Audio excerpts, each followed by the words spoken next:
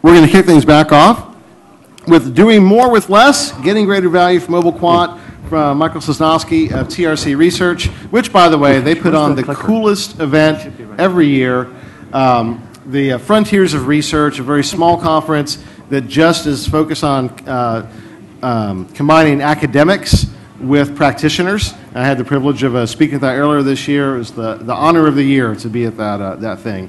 I was the warm-up act for these heavy hitter academics that just blew me away. So they have a great foundation in academia. Michael's a great guy. Michael, take it away. Thank you, Lenny. Thank you. And if you were the warm-up act, I'm not quite sure what that makes me. And of course, following a great panel, a lot of pressure, a lot of great stuff I've heard today, especially on the qualitative front. I would like to get a little quantitative. Specifically, I want to talk about the notion of doing more with less, what that means conventionally, and what it could mean, dare we say, what it should mean for mobile quantitative work moving forward. I want to challenge some existing assumptions we may have about what we can and can't do on mobile devices. And to do that, I want to take a look at a couple of online studies we've done, the analysis from those studies that I think will point the way to what's possible in the future. And lastly, I want to share with you the results of a mobile study we did, which I think is a great example of doing more with less on mobile devices with mobile quant right now. So more with less, of course, is something researchers are pretty familiar with. More surveys to be done, shorter timelines, shrinking budgets, increasingly the consumers themselves who are, still willing to answer our questions, but not perhaps as much as they were willing to do so before, perhaps not when and where we want them to. And so, mobile, for sure, is a way to help us as researchers with this do more with less problem for reasons that have been discussed, many times already over the last 2 days. Powerful way to get to hard to reach populations, to get into places and at times when we haven't been able to get into before. And I think also part of that larger contract that we want to have with respondents, with consumers moving forward, which is they tell us they'll still answer our questions and we won't torture them. So all of that is great, and as we tilt more towards the mobile platform, as we rely more upon mobile, I think it's just important for us also to think about the fact that from a quantitative perspective, the most interesting, the highest value generating projects we tend to do, things like conjoints and prioritization, max diff, things along those lines, things that require simulators and what-if scenarios and simulations that people use to drive the business. These things are a little more complex. They require more from us as researchers, and they ask a little bit more from our respondents.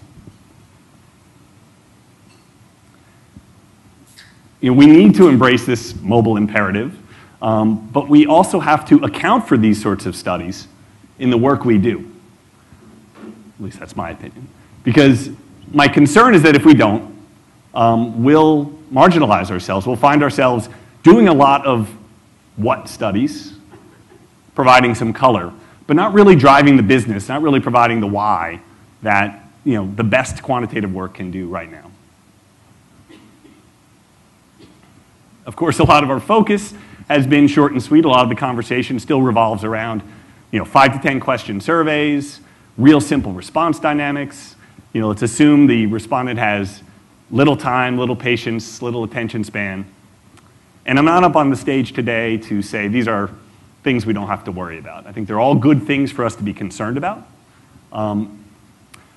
What I do want to say, though, is, and I think all of us kind of realize this intuitively, when we look to maximize the respondent experience, we're necessarily doing so at the expense of information value. We're getting less information, less valuable information out of them. And we don't have to. As quantitative researchers, we have other tools in our belt, and we've had them for a long time. We've got, thoughtful, creative, appropriate design. We've got, powerful estimation tools and analytic abilities. And I think it's those three things coming together: design, user-friendly experiences, really powerful estimation. I think it's those three things together that define the notion of really effective mobile quantitative work moving forward. Really, if we're going to do more with less, it's not all the way less. It's balancing these things. And I guess in the end, what we want to do is tell ourselves what we often tell our clients, and that is, don't maximize on any one of these three things. Optimize.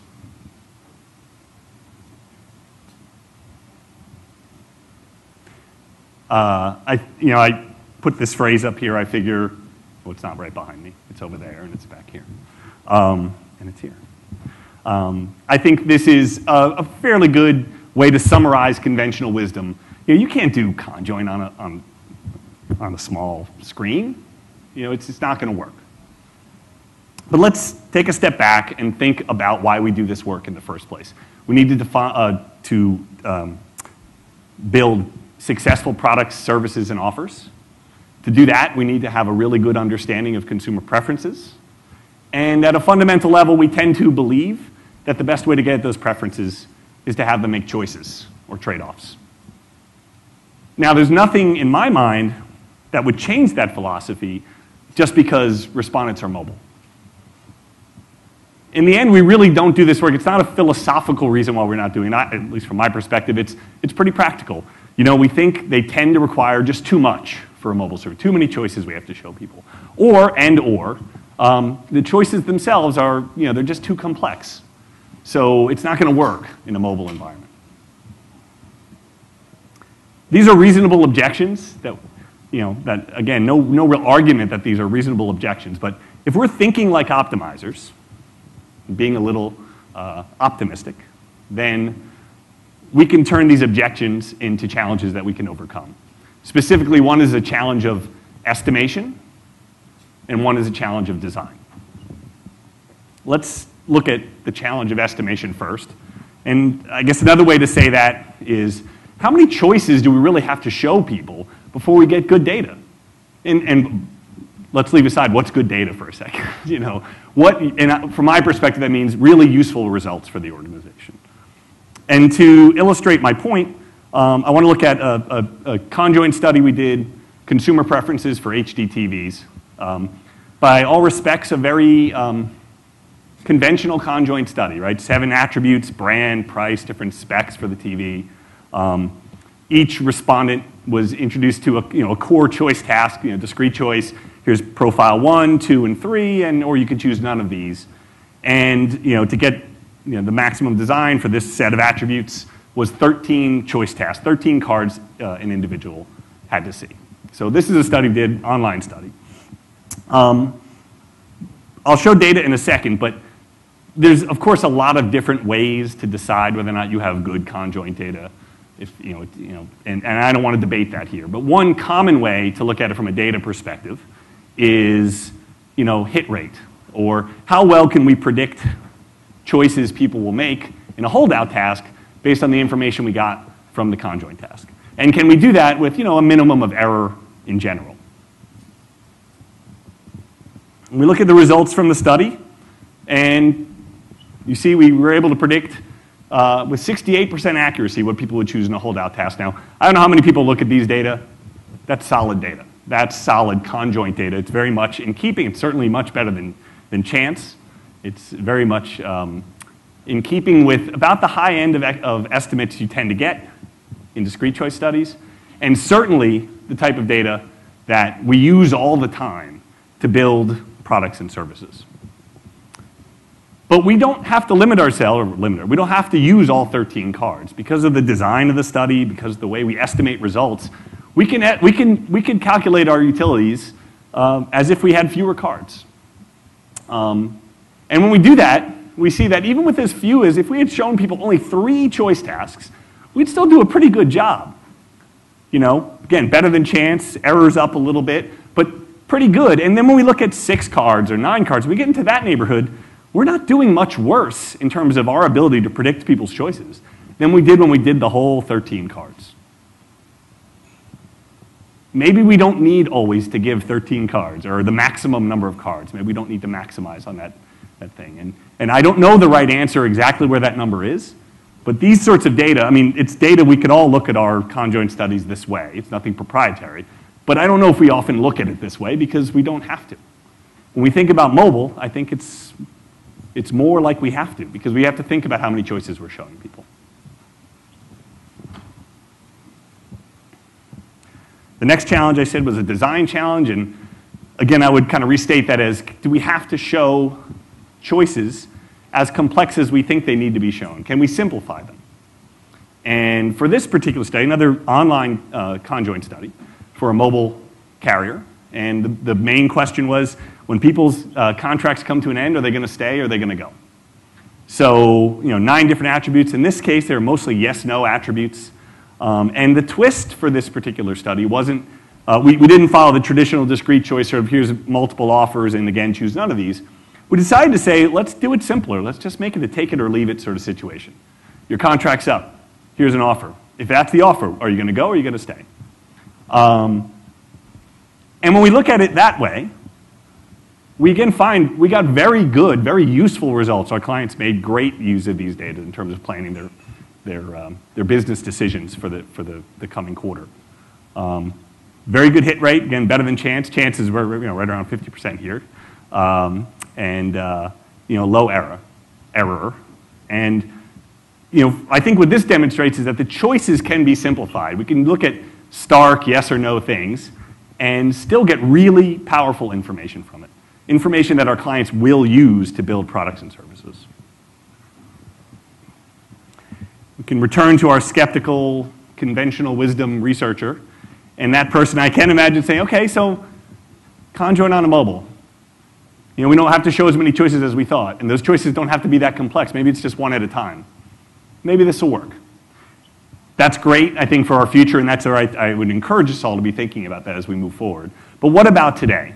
Where can we start, optimizing and doing better, more insightful quantitative work on mobile devices today?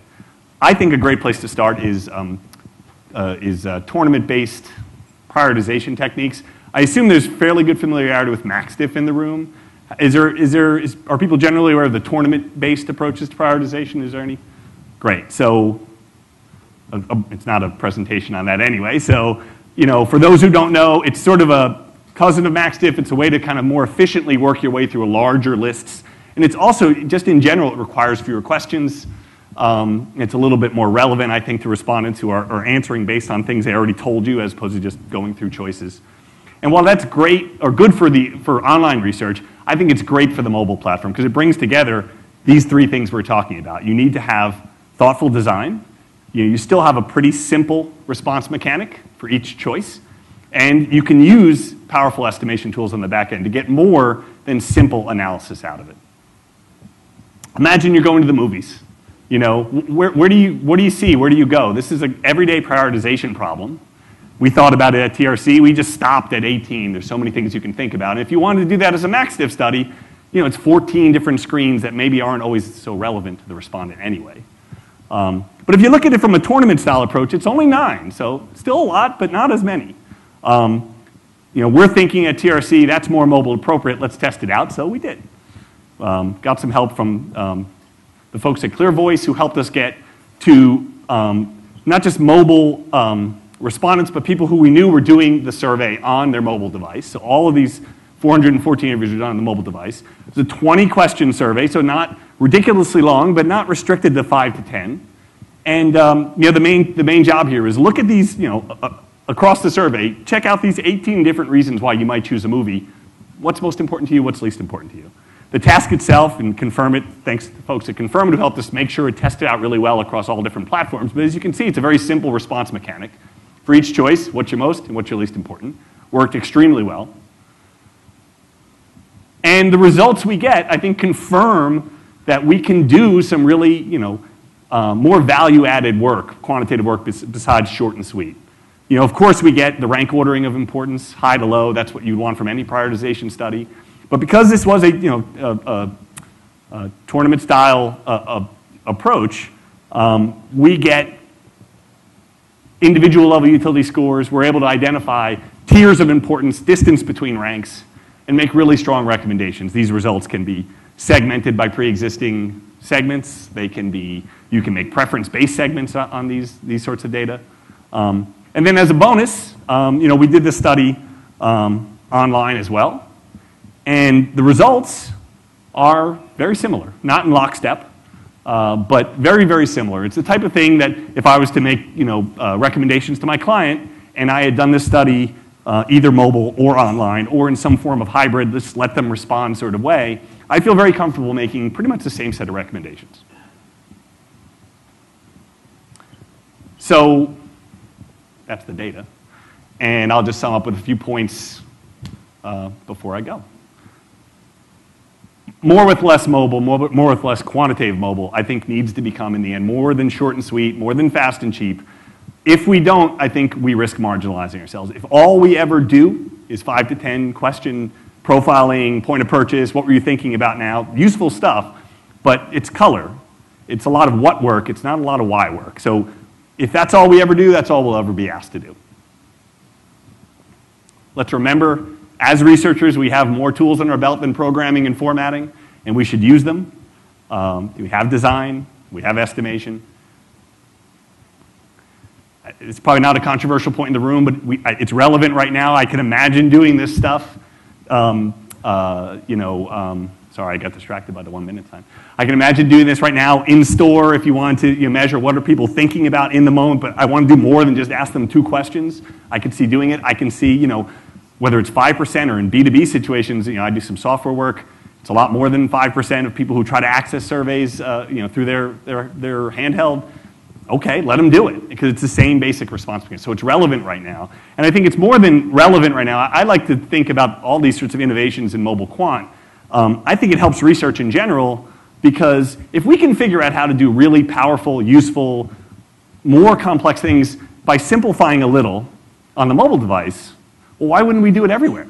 I mean, why wouldn't we go back and just change the way we do the online work? Why do all these complex things we don't need to? And lastly, be an optimizer, not a maximizer. That's my final message. So that's what I have. Thank you for your time.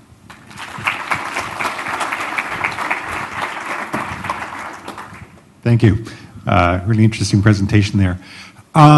Did you get any feedback on the mobile surveys where you did ask respondents to do more than just the 5 or 10? Or did you experience any significant drop-off rates in terms of respondent participation? Nothing more. Again, in the end, it was still about a 6 to 7 minute survey, so it was not exorbitantly long. We didn't see anything unusual in terms of drop-off. I don't have those numbers, but I do remember having this conversation. It was nothing like, oh, we have a problem, nobody's doing this survey. We did it pretty willingly. And again, it was a pretty simple set of questions. And because when you're doing more of a tournament style approach, it is, again, I think it's more relevant, because I already told you I don't like some things. Don't show them to me again. Well, I'm not going to show them to you again. So you kind of go through and you know what you're doing. So we didn't really see anything negative in that regard. Hi, Maya Husar with Alexandra Babbage. Are there any limitations with using skip logic in mobile surveys? I just talked to some of the vendors outside. Some of them don't offer that right now. Right. We're able to do this. We work with Confirmit. There was no mobile app here. This is really just taking our basic survey, the way we'd set up the question, making sure it formatted really well across platforms. So that made it very easy for us. We're not into developing custom apps for custom individual studies.